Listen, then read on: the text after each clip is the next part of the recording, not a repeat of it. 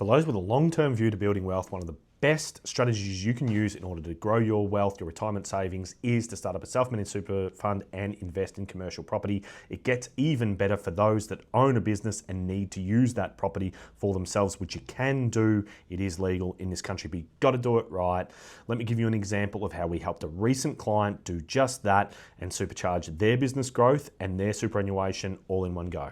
So this particular couple came into me after speaking to their landlord. They'd offered to buy the factory off their landlord that they'd been renting for years. The landlord had agreed, but then they tried to get the lending from the bank and the bank said no, they couldn't quite get it together, not enough equity, not enough money outside of super. But they heard from someone, hey, you might be able to purchase this with your superannuation. So they came to me and we discovered that they had about $350,000 in combined superannuation there.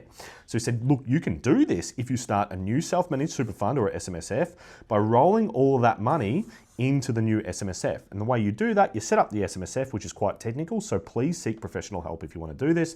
And then you open a bank account within that SMSF and you'll end up with a $350,000 all in there. Now, sometimes it can cost around $10,000 to set up, a little bit less, sometimes a little bit more, but you can actually pay for that out of that balance, right? So you'll end up with about $340,000 in this example. From there, the purchase price for the property was about $800,000.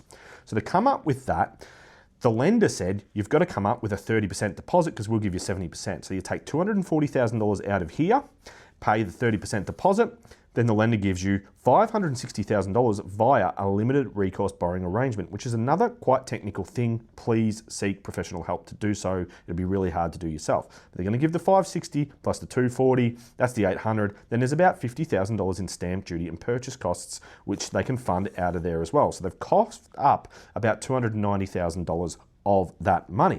Of course, after that, got about $50,000 in surplus, which is great because that leaves them about $20,000 they can leave in the cash account. Who's going to have repayments coming out, that sort of thing. Good to have a bit of safety barrier there to work the fund for the first couple of years.